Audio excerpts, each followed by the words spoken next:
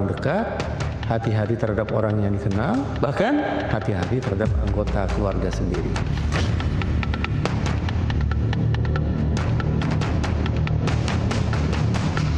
Ada 3 situasi yang berulang kali dianggap sebagai biang keroknya perilaku jahat manusia. 1, kemiskinan. 2, penyalahgunaan obat-obatan terlarang. Dan yang ketiga, perceraian.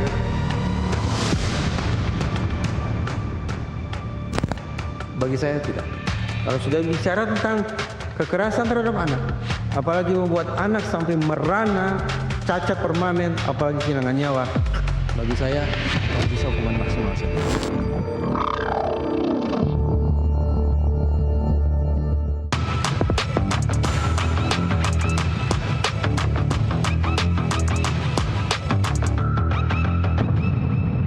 Dua kasus yang terjadi di bulan Februari 2026 mengguncang publik.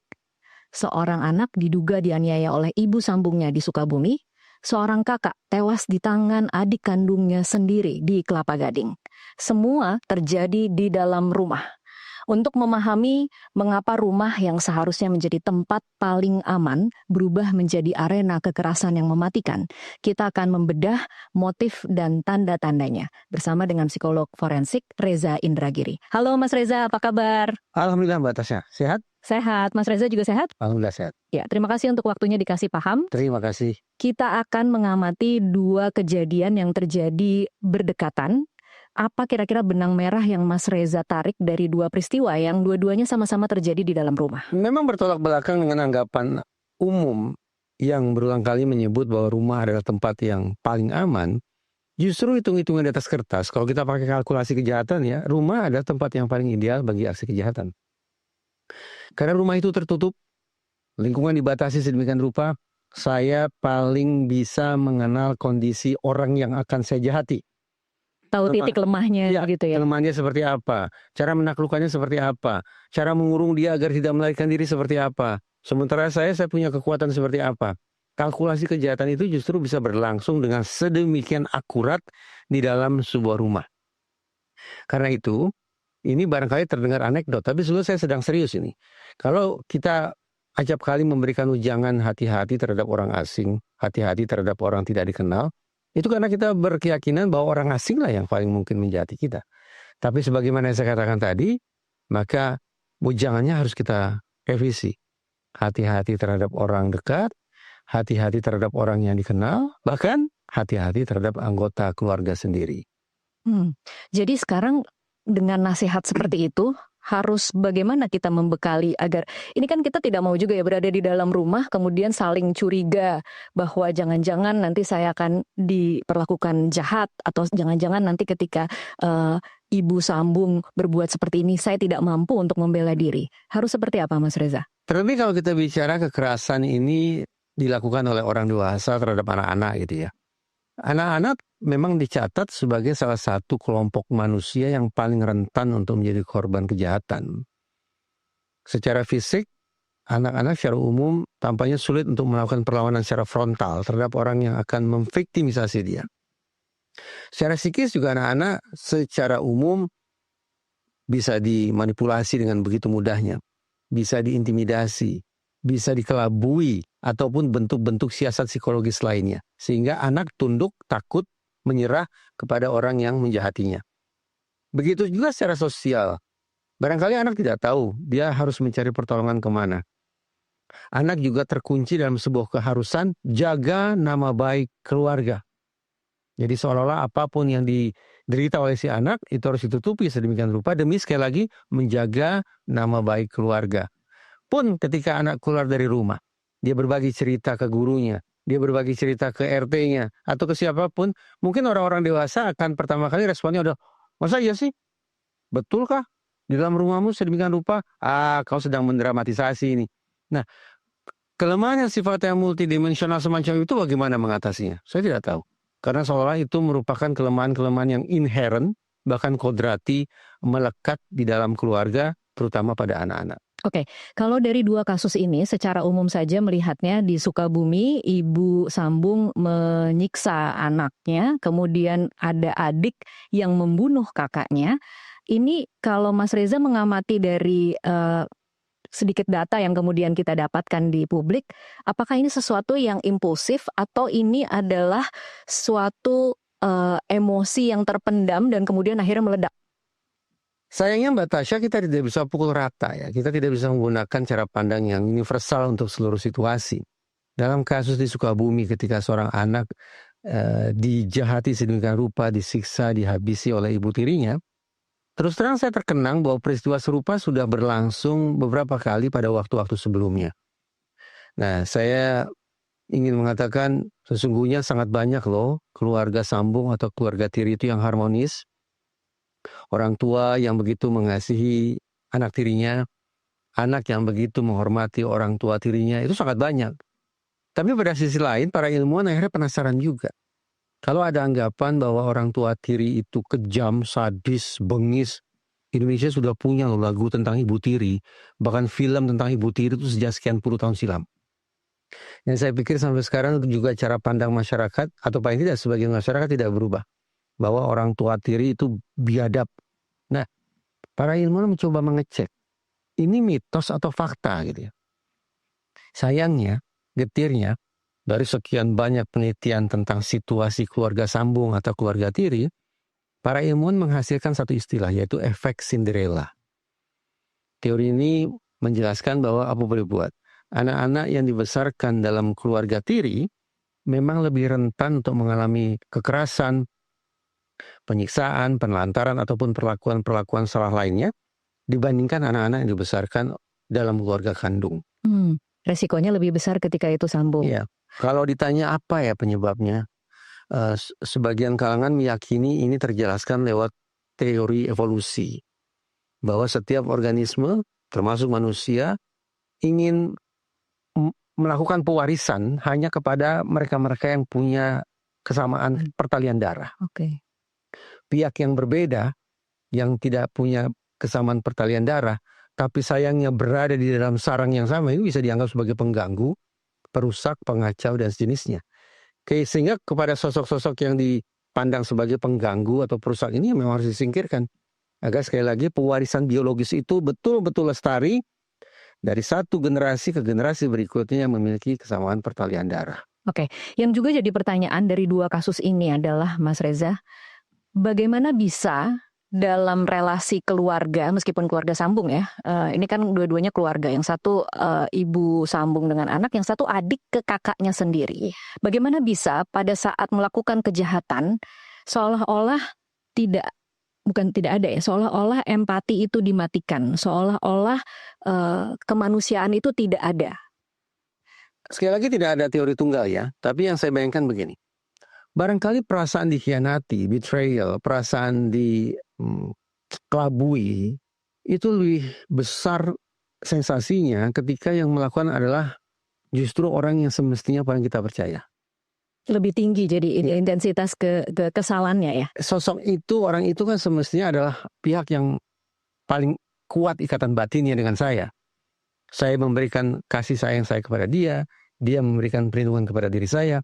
Itu seperti sebuah hukum alam karena kita satu keluarga. Tapi ternyata ketika ada relasi yang bertolak belakang dengan itu, maka sekali lagi efeknya atau sensasinya barangkali terasa sangat-sangat menyakitkan, terasa sangat-sangat memilukan.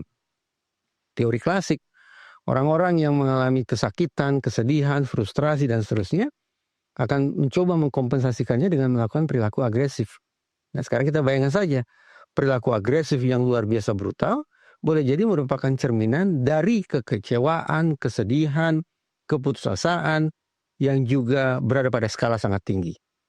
Jadi ini ada ekspektasi yang kemudian tidak terpenuhi. Sehingga dikompensasikan dengan melakukan tindakan-tindakan yang sedemikian ekstrim terhadap anggota keluarga sendiri. Oke, nanti kita akan masuk ke masing-masing kasusnya, tapi saya ingin bicara lagi dalam konteks dua kasus ini, Mas Reza. Anda mengatakan bahwa Anda berharap penerapan pasal pembunuhan berencana untuk kasus Sukabumi. Apa unsur yang harus terpenuhi? Ada 4 hal yang harus dicek oleh pihak kepolisian, tersedia atau tidak di kepala si pelaku. TIRR, Target, Incentive, Resources, dan Risk. Kita Indonesiakan saja ya, target. Kalau si pelaku memang sudah mengincar bahwa saya hanya akan menjahati yang satu itu, bukan yang lain, berarti perilaku saya bukan acak ini, saya bukan sembarangan memilih calon korban, tapi sungguh-sungguh spesifik, maka unsur T, target, sudah terpenuhi. Masuk ke yang kedua, insentif.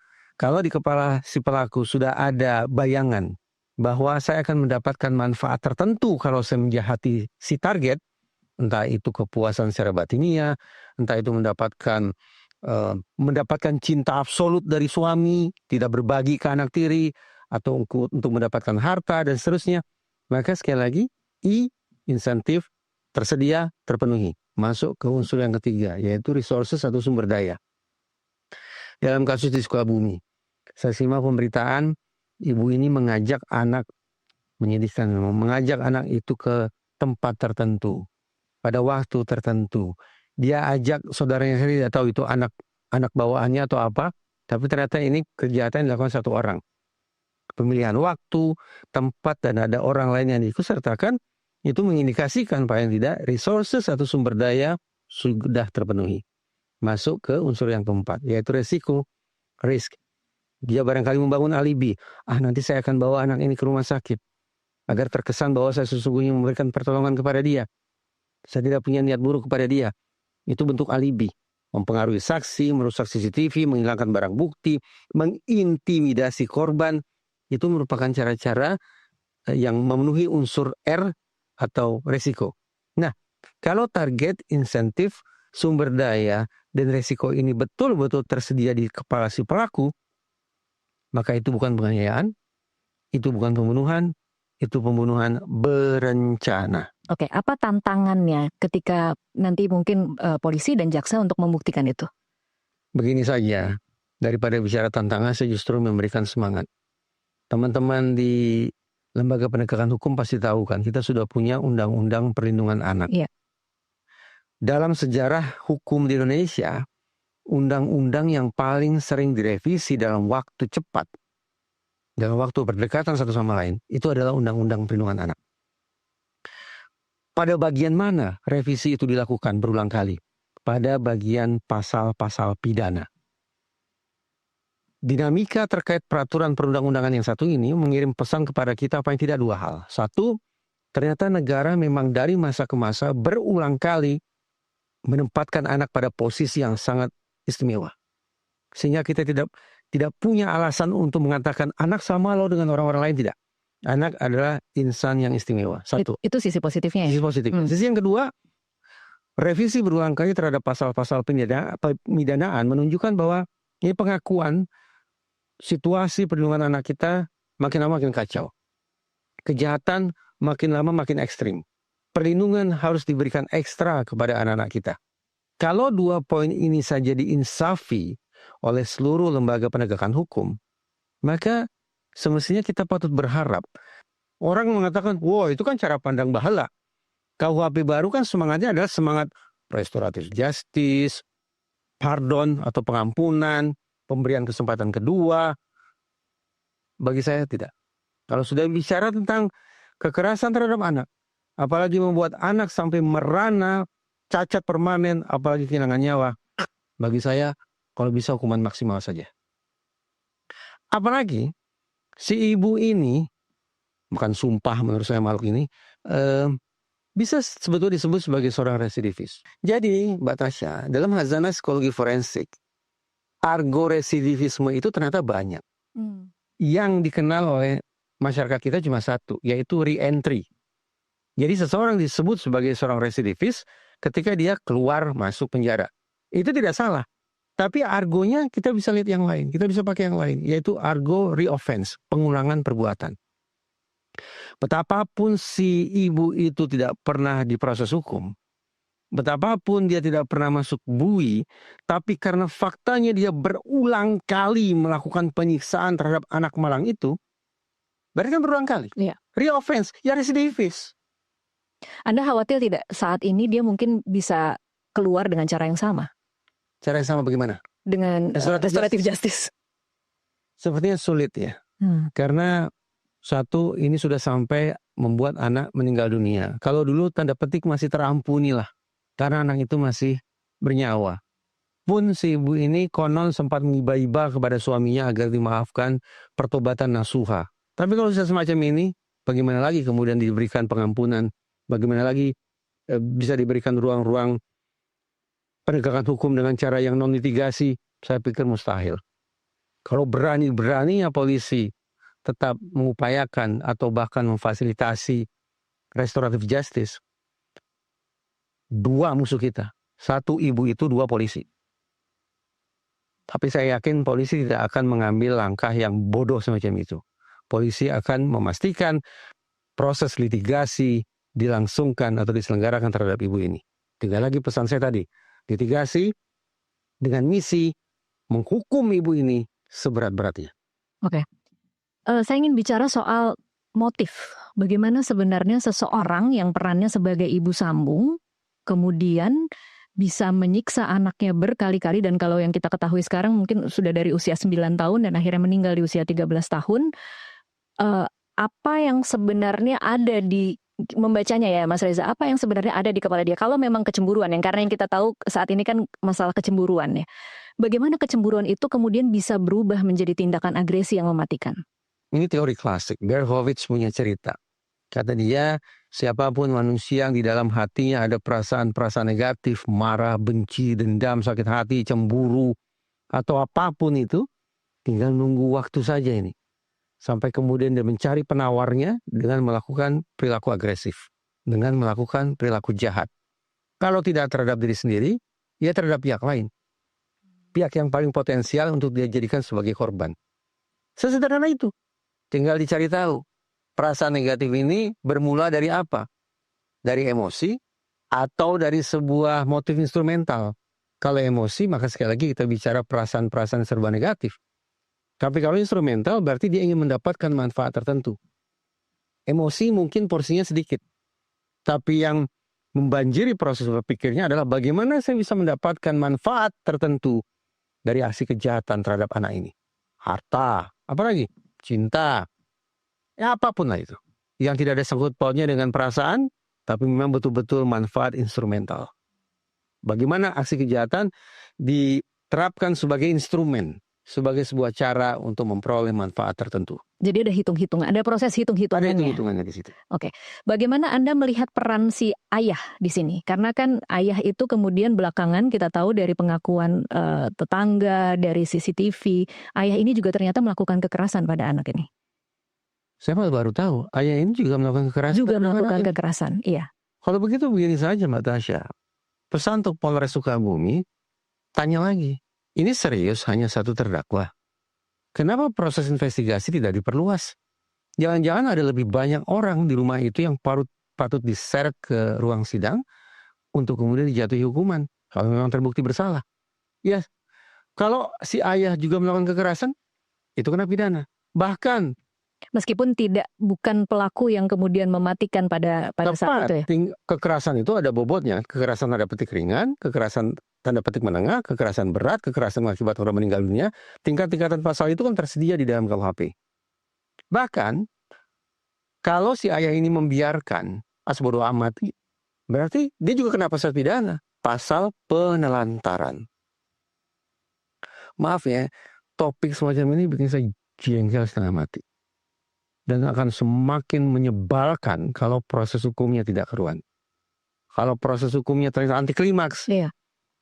Sanksinya ringan, hukuman sekian tahun, nanti dapat remisi, hari raya agama, 17 Agustus, dan seterusnya.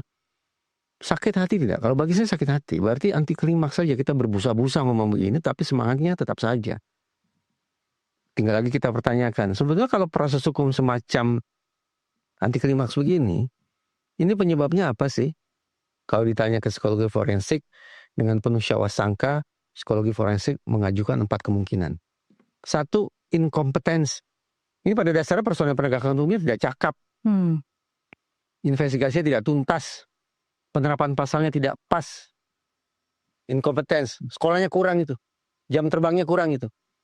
Atau yang kedua, bias. Ada kepentingan-kepentingan non penegakan hukum yang merecoki proses penegakan hukum. Bias itu. Yang ketiga, ignorance. Yang pada dasarnya tidak peduli. Yang pada dasarnya personel penegakan hukum tidak hirau terhadap hukum. Jadi asal-asalan saja mengerjakannya. Atau yang keempat, error. Pinter, tapi khilaf. Misalnya, terjadi kekacauan dalam pemeriksaan forensik di laboratorium. Ijazahnya palsu, tapi lewat proses uji forensik yang kacau balau, data yang keluar asli. Ini hanya contoh. Tapi benar Mbak Tasya, Iya. saya tidak akan serta-merta menganggap bahwa kerja laboratorium forensik itu niscaya betul, tidak. Direcoki, dibikin asal-asalan, bahkan secara sengaja dimanipulasi bisa saja. 4 poin yang saya kemukakan tadi mungkin patut kita ajukan. Kalau sekali lagi dalam kasus-kasus yang menyebalkan sekaligus menakutkan macam ini, ternyata proses hukumnya anti klimaks. Bagaimana kalau ternyata gabungan dari 4 itu? Nah, mungkin saja. Berarti paling tidak ada persoalan etik. Kalau kita bicara etik di tingkat kepolisian, pertanyaannya seberapa jauh ini kerja penyidik memenuhi azas proporsionalitas, prosedural, dan profesionalitas. 3 poin itu yang jadi pertanyaan kalau kita sebatas bicara tentang etik di tingkat kepolisian. Oke. Kalau di kejaksaan saya tidak tahu. Tapi kalau di tingkat peradilan, hakim juga ada sekian banyak pasal atau poin tentang kode etik dan pedoman perilaku hakim yang boleh jadi diterabas kalau proses hukumnya ternyata mengejutkan. Oke, lagi-lagi ini menjadi ujian ya. Kita akan melihat bagaimana kerja polisi dalam kasus ini dan kemudian kita akan menilai apakah anak memang menjadi prioritas atau anak menjadi sesuatu yang memang harus kita lindungi sesuai dengan tadi yang kata Mas Reza katakan bahwa revisinya paling sering dilakukan di revisi undang-undang. Kita akan bahas nanti untuk soal kasus Kelapa Gading di segmen selanjutnya. Pemirsa tetaplah bersama Kasih Paham, kami akan kembali sesaat lagi.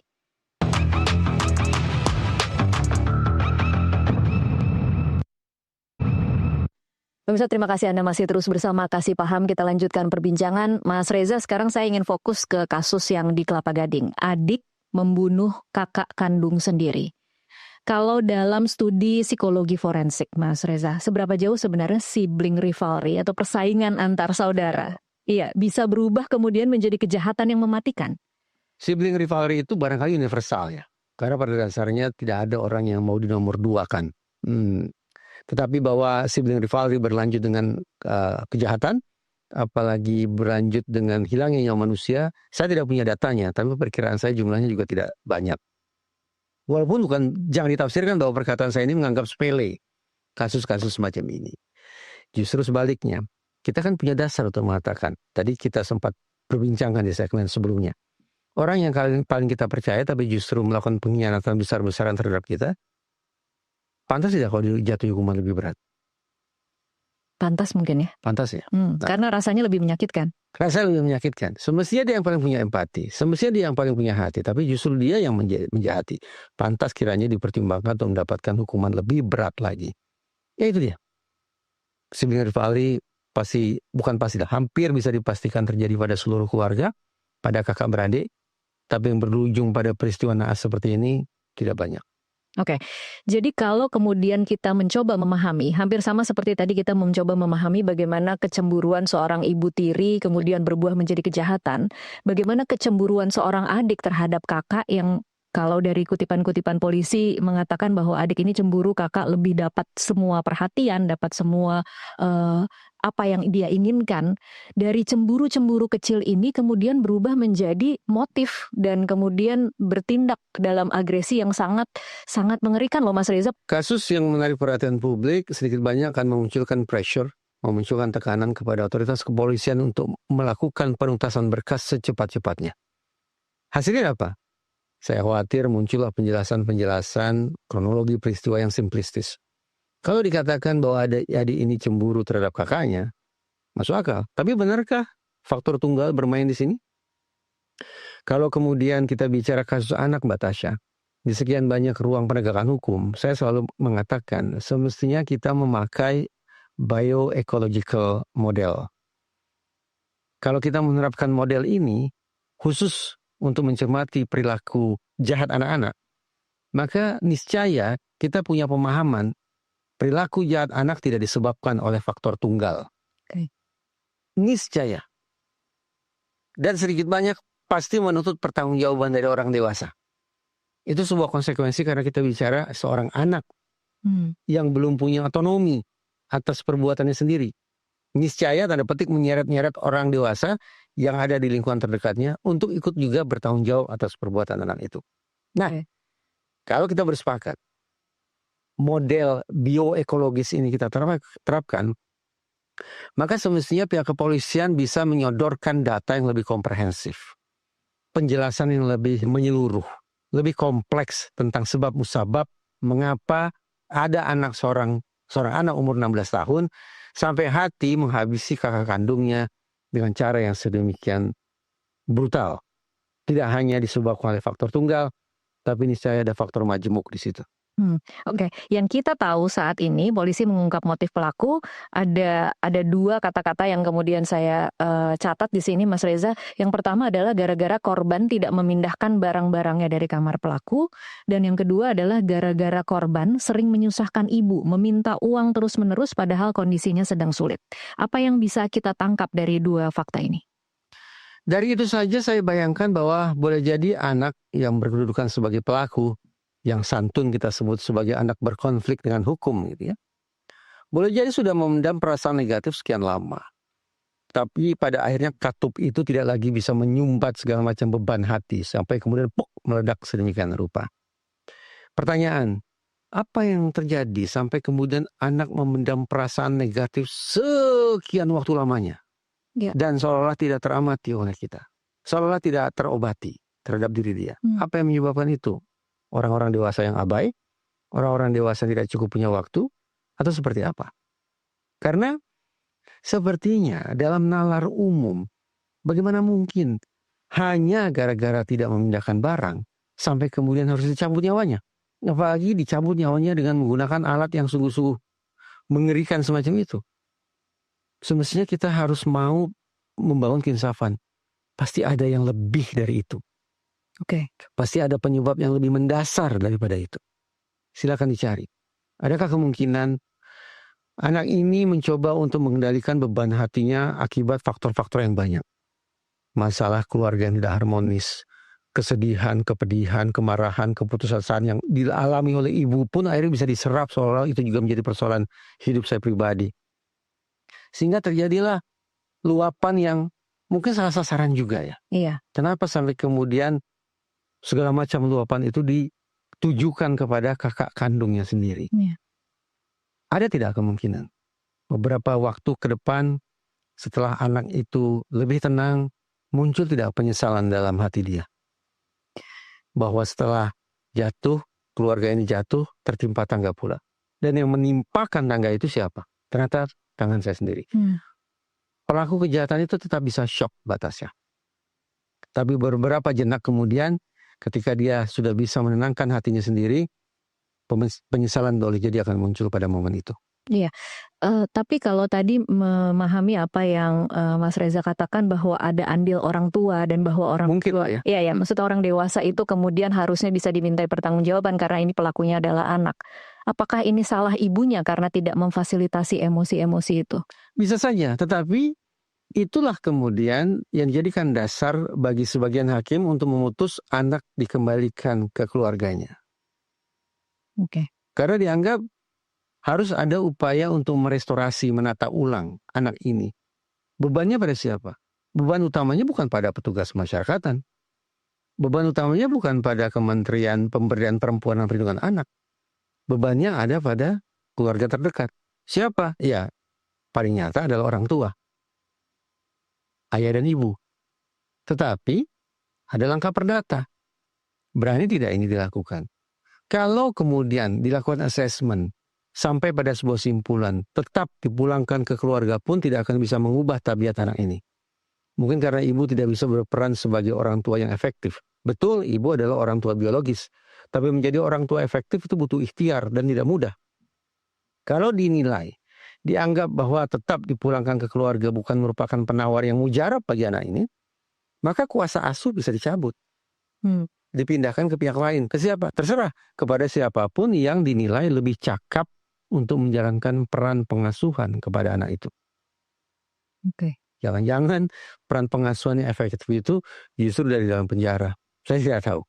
Ini hanya sebuah potret getir ketika anak melakukan pidana lalu dikirim ke penjara, maka yang mengasuh anak siapa? Iya. Petugas masyarakatan. Wah, itu tidak masuk akal. Tapi sekali lagi ketika anak dikirim ke penjara, khusus untuk anak, yang menjalankan peran sebagai edukator siapa? Ya petugas kan.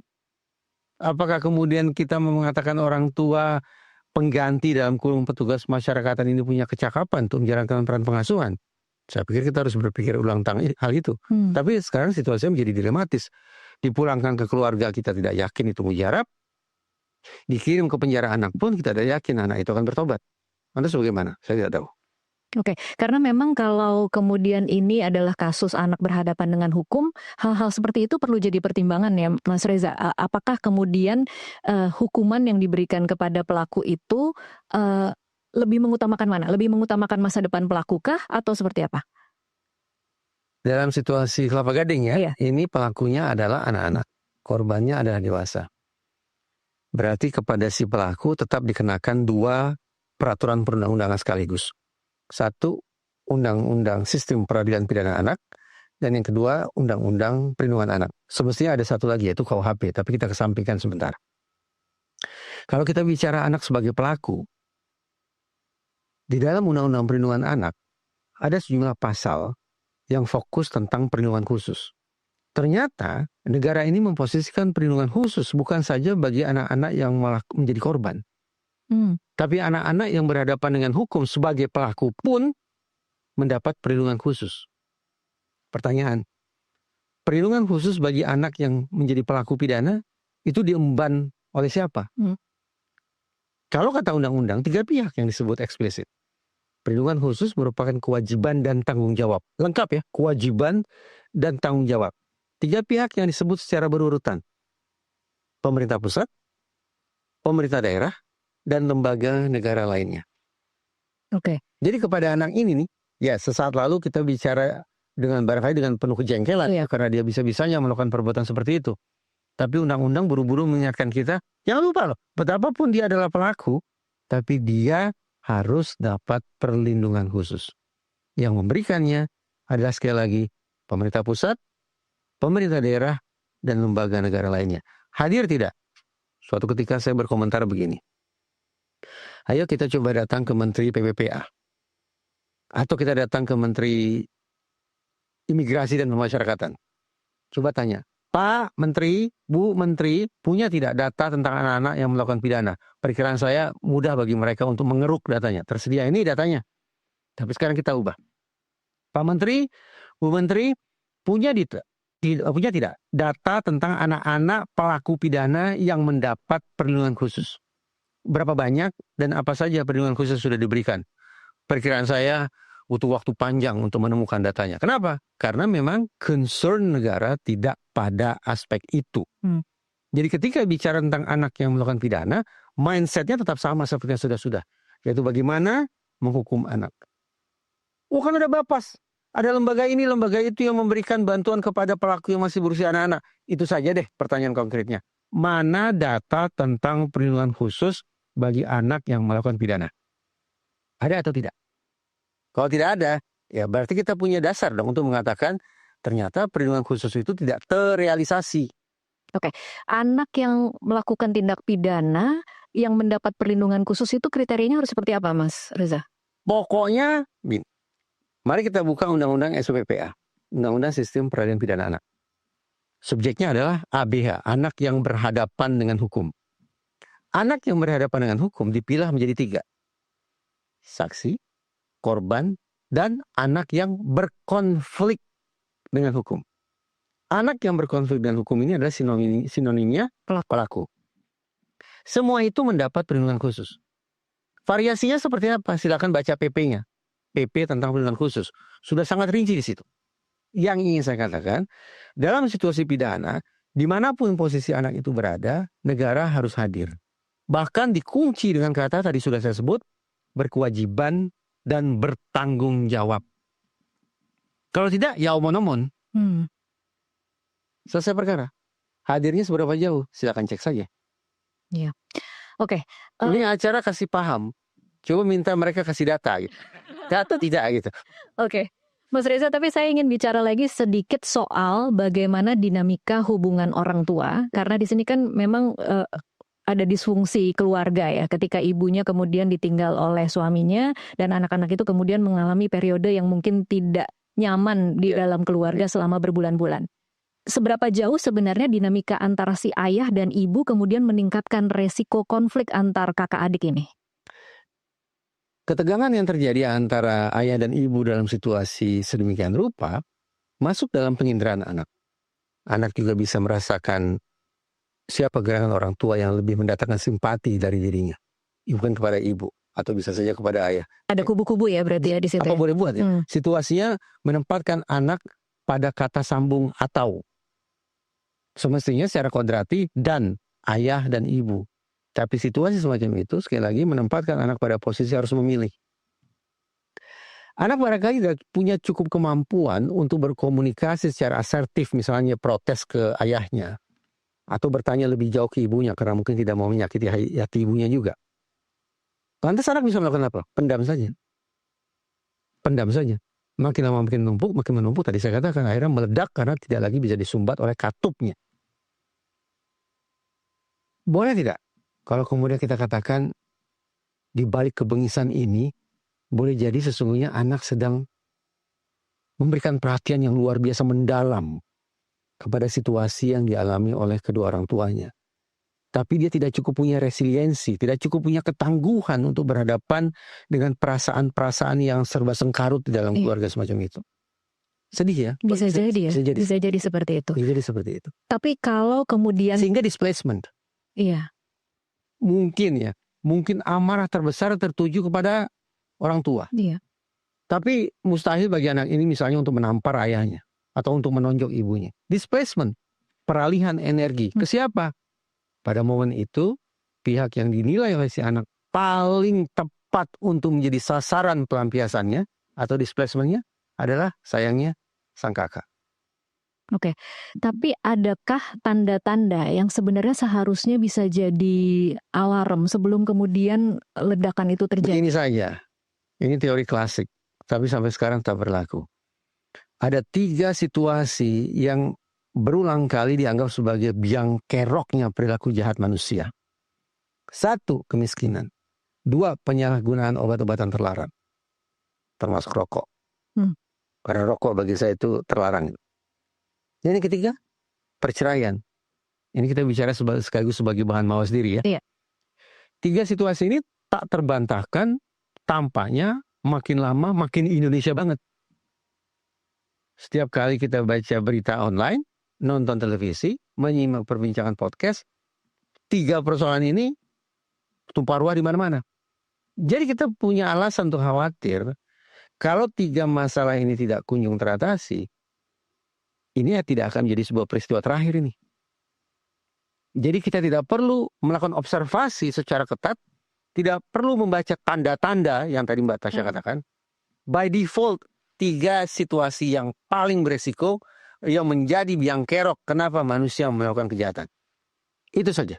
Lebih sulit dong ininya ya, berarti pencegahannya lebih sulit kalau ketika kita harus membereskan 3 masalah itu. Beruntungnya sebetulnya sudah ada juga penawar untuk masing-masing situasi itu. Apa tuh penawar? Contoh, ya dari dunia ilmu pengetahuan juga.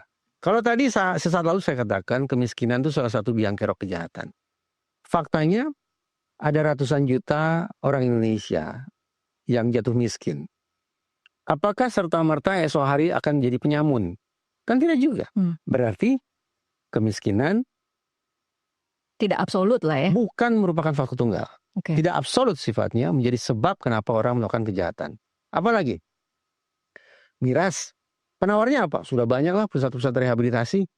Bahkan hukum pun seolah memberikan pemakluman tanda petik. Yaitu mereka-mereka yang menyerahkan diri atau baru tertangkap pertama kali akan direhabilitasi. Demikianlah pula perceraian. Saya suka kalimatnya begini Mbak Tasya. Karena kebetulan saya juga membantu Kaseto di Lembaga Perlindungan Anak Indonesia, membantu Bunda Lisda Sundari di Yayasan Lentera Anak. Ada kalimat yang rumusannya sangat indah. Perceraian sepatutnya dianggap sebagai sebuah keluarga yang baru bagi anak. keluarga dengan format yang baru. Perceraian bukan berarti hilangnya ayah atau ibu, tapi keluarga menghasilkan sebuah pola relasi yang baru bagi anak. Kalau orang tua menginsafi definisi ulang tentang perceraian seperti yang saya sebut barusan, maka semestinya ada kesadaran untuk meredam konflik.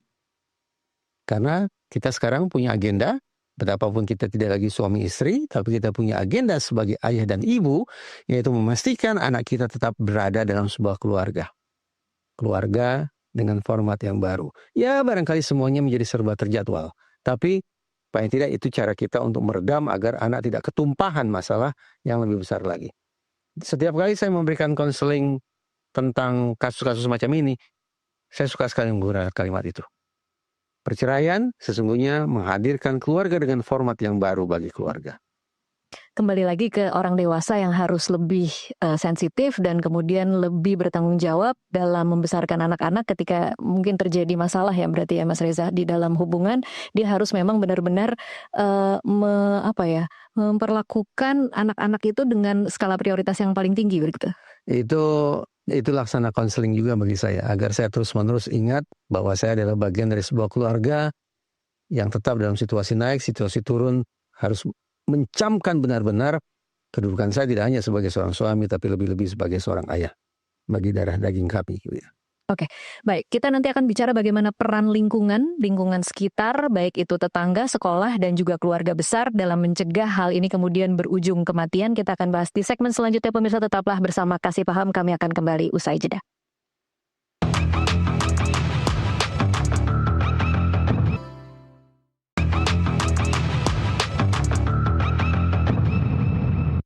Pemirsa, terima kasih Anda masih terus bersama Kasih Paham. Kita lanjutkan perbincangan. Mas Reza sekarang bicara soal lingkungan sekitar.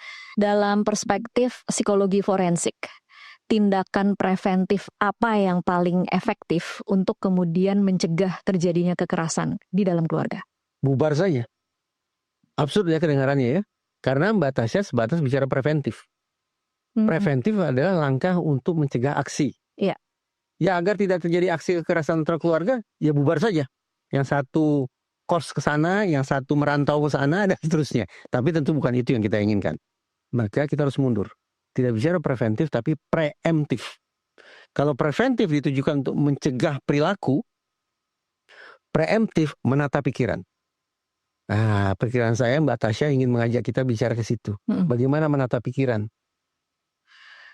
Kalau saya, karena saya bukan orang psikologi klinis, saya bukan orang psikologi keluarga, maka saya selalu acuannya adalah hukum. Hukumnya ada atau tidak? Ternyata ada. Jadi caranya, sebagai bentuk preemptif, jangan-jangan sebelum laki-laki perempuan memutuskan untuk menikah, sebelum suami dan istri memutuskan untuk punya anak, dan seterusnya ini, kepada mereka perlu diberikan edukasi bahwa Indonesia sudah punya undang-undang penghapusan kekerasan dalam rumah tangga.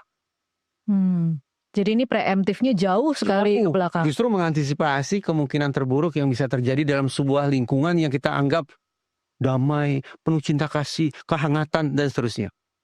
Penghulu di KUA bagi keluarga muslim atau pembimbing pernikahan bagi keluarga non-muslim, semestinya juga mereka punya wawasan tentang hal ini.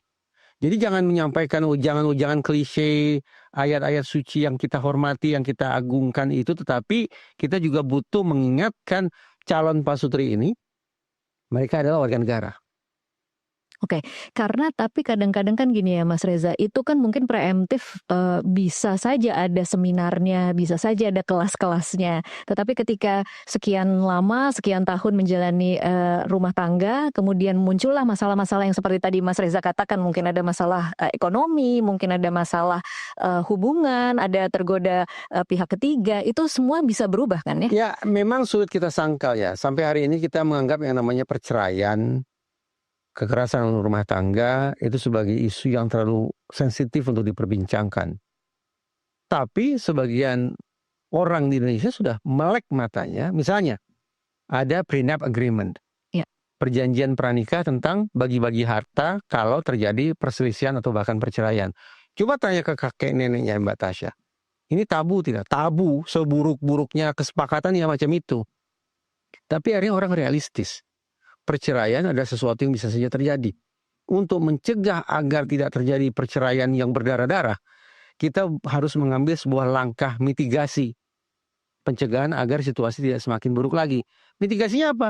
Prenup agreement. Jadi sudah kurang nih satu sumber konflik tentang bagi-bagi harta gono gini. Sudah kurang satu konflik.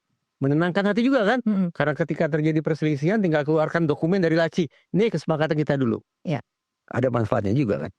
Begitu juga kekerasan dalam rumah tangga. Bicara pak suami istri.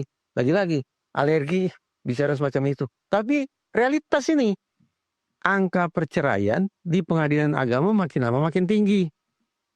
Salah satu penyebab utamanya apa? Kekerasan dalam rumah tangga.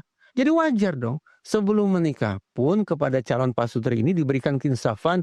Ini loh bicara tentang undang-undang PKDRT. Bukan mengkondisikan mereka sejak dini untuk berpikir tentang kekerasan, bukan.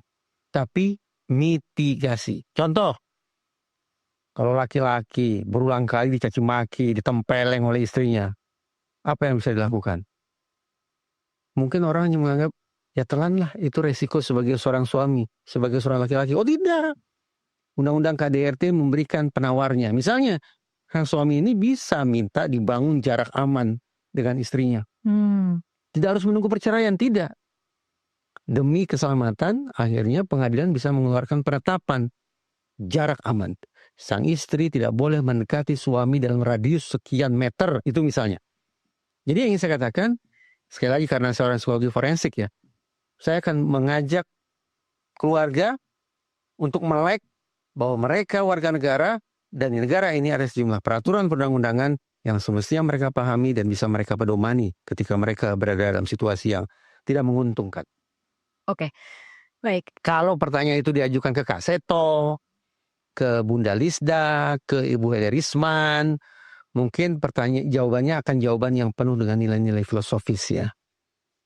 Kutipan ayat suci sangat bagus, ajaran nenek moyang, nilai kearifan lokal sangat bagus. Kalau saya, maaf karena saya orang psikologi forensik, saya akan ajak mereka, ayo melek kita bicara undang-undang, kita bicara hukum, kita bicara pidana, kita bicara perdata. Oke, jadi ini artinya baik suami, istri maupun anak-anak seharusnya memang sangat mengerti hak-hak mereka dalam keluarga. Tepat. Begitu. Termasuk dalam situasi berat, sesungguhnya ada sejumlah obat yang sudah coba disodorkan oleh negara dengan merumuskan peraturan perundang-undangan. Undang-undang perlindungan anak, undang-undang penghapusan kekerasan dalam rumah tangga. Sekian tahun silam sempat aja ada di Komisi 8 undang-undang ketahanan keluarga, semacam itu. Itu menurut saya upaya negara untuk memastikan tidak ada ruang vakum di negara kita, termasuk keluarga sekalipun. Oke. Gitu. Oke. Sekarang kita bicara soal seberapa penting atau seberapa krusial peran lingkungan sekitar dalam mencegah ketika mereka sebenarnya mungkin tahu, mereka dengar, mereka ingin melaporkan, ada lingkungan tetangga, ada keluarga besar, ada sekolah yang mungkin bisa melihat tanda-tanda menuju ke agresi yang lebih mematikan lagi. Lagi kan, karena pertanyaan itu diajukan ke saya, notabene orang psikologi forensik, spontan saya teringat lagi-lagi undang-undang PKDRT. Di dalam undang-undang PKDRT itu ada pasal spesial bahwa siapapun yang menduga, apalagi mengetahui bahwa di tetangga sebelah ada huru-hara, maksud saya konflik dalam rumah tangga, si tetangga ini serta-merta bisa masuk ke pekarangan sebelah. Pagar itu seolah otomatis langsung terbuka. Silakan masuk, lakukan intervensi. Sebagaimana tidak usah bawa polisi ya, bisa lakukan sendiri. Bisa lakukan sendiri. Lah kalau misalnya terdengar seorang laki-laki atau perempuan sudah menggelepar-gelepar meregang nyawa di sana, masa menunggu polisi? Polisi kan jumlahnya terbatas. Polisi juga lagi berjuang memastikan posisinya langsung di bawah presiden. Bukan di tengah-tengah. Seperti itu ya. Saya bercanda. Tapi yang saya katakan, nah kan benar kan, logika psikologi forensik saya langsung buru-buru mengajak kita untuk melek hukum. Ya.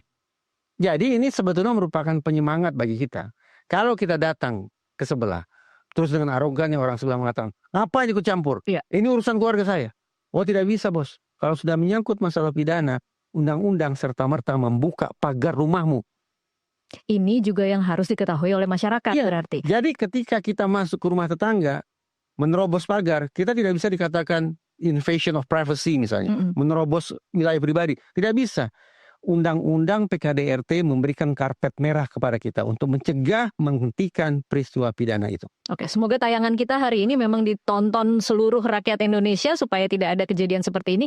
Karena Mas Reza, di kasus yang Sukabumi, itu sebenarnya keluarga besar itu tahu bahwa ayahnya itu melakukan kekerasan kepada anak. Tapi apa kata ayahnya? Ayahnya bilang, itu anak saya, urusan saya. Ya, child as property. Anak adalah properti milik saya. Sehingga suka-suka saya mau jual dia kek, mau saya ubah kek, mau saya terserah saya. Itu cara pandang bahela sekian puluh tahun silam yaitu. Filosofi pengasuhan itu dari masa ke masa sudah berganti 3 kali, Mbak Tasya. Filosofi pengasuhan pertama yang saya sebut barusan. Child as property. Anak dianggap barang kepemilikan.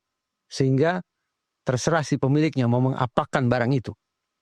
Bergeser filosofinya. Child as tender years. Anak sebagai individu pada usia-usia rapuh. Kesannya bagus. Tapi pada sisi lain menganggap anak sebagai makhluk yang seolah tidak berdaya. Nah, pindah sekarang ke filosofi yang mutakhir, yaitu the best interest of child. Kepentingan terbaik si anak. Jadi melihat anak, pertama kali pintu masuknya adalah dari sudut pandang anak itu dulu. Bukan dari sudut pandang ayahnya, bukan dari sudut pandang ibunya, kendati bukan mengecualikan atau menihilkan. Tapi tetap pintu masuknya berawal dari kepentingan anak itu sendiri. Oke, ini kan kita bicara dengan sudut pandang ideal ya Mas. Ya. Kalau kemudian kita berharap masyarakat bisa seperti itu, mungkin tidak akan ada kejadian seperti ini. Di dalam banyak kasus, tetangga, keluarga, sekolah itu tahu tapi selalu terlambat. Ya. Nah, pembenahannya harus seperti apa untuk memberikan penguatan pada mereka yang sebenarnya bisa melakukan intervensi seperti konkret. itu? Ya. Konkret ya. Ya. Mbak Tasya pasti sudah sering mendengar seminar atau ceramah tentang mencegah kekerasan di sekolah. Gitu kan ya? Iya. Saya bersama Yayasan Lentera Anak didukung oleh Dompet Duafa melakukan hal yang sama ke sekolah, tapi bukan bicara pencegahan. Bicara tentang apa yang harus dilakukan kalau di sekolah ini sudah terjadi pidana. Iya. Misalnya terjadi bullying, terjadi pengeroyokan, atau apapun, apa yang harus dilakukan. Yang kami ajak siapa? Antara lain adalah polisi dari satuan wilayah terdekat. Disitulah kami mengedukasi guru, mengedukasi orang tua, mengedukasi murid tentang hukum, Mbak Tasya. Sebutlah kegiatan kami sebagai kegiatan darkum, sadar hukum. Bahwa pagar sekolah, pagar rumah bisa didobrak oleh satu hal, yaitu hukum. Hukum yang bisa mendobrak itu. Tinggal lagi bagaimana pihak sekolah, pihak rumah menyambut dengan sukacita adanya hukum yang masuk ke tempat mereka. Oke. Kami ajarkan juga tahap demi tahap cara melapornya. Kalau polisinya nakal bagaimana? Kami ajarkan tahap demi tahap melaporkan si polisinya. Itu contoh. Agar sekali lagi masyarakat punya gambaran konkret, Mbak Tasya. Kami khawatir perbincangan tentang mencegah kekerasan itu sudah menjadi sebuah tema yang klise. Yeah. Akhirnya orang hanya mengatakan, itu lagi. Sekarang lebih konkret, situasi makin berat, situasi makin parah. Mudah-mudahan hukum bisa menjadi penawarnya. Oke, terakhir Mas Reza, ini kalau kita bisa kasih paham kepada saya kasih paham. Apa yang mungkin pesan untuk orang tua, pesan untuk kakak adik yang mungkin berada di dalam situasi yang memang berkonflik sangat tinggi supaya tidak berujung seperti kasus Sukabumi dan di Kelapa Gading. Kementerian Sosial, Kementerian Pemberdayaan Perempuan dan Perlindungan Anak, polisi, itu semua sudah punya hotline number. Ini barangkali terdengar aneh nih, tapi serius ya. Di nomor handphone saya, di nomor handphone keluarga saya ada nomor-nomor itu. Di speed dial? Di speed dial. Jadi, kalaulah saya terlambat, kalaulah saya yang bikin onar, anggota keluarga saya punya resiliensi untuk mengandalkan diri mereka sendiri mencari pertolongan keluar. Ini Mas Reza ajarkan di anggota keluarga? Oh iya. Mbak Tasya, kami bicara tentang undang-undang. Kami bicara tentang polisi. Termasuk saya melarang anak-anak saya jadi polisi. Bukan karena benci polisi, tapi saya tidak mau anak-anak saya dicaci maki. Ini bukan sebuah kalimat yang mengada-ngada dari saya, tapi merupakan katakanlah sikap konsekuen saya karena saya paling tidak memiliki khazanah tentang psikologi forensik atau psikologi hukum, maka saya memasukkan hukum ke dalam pengasuhan yang saya berikan kepada keluarga saya.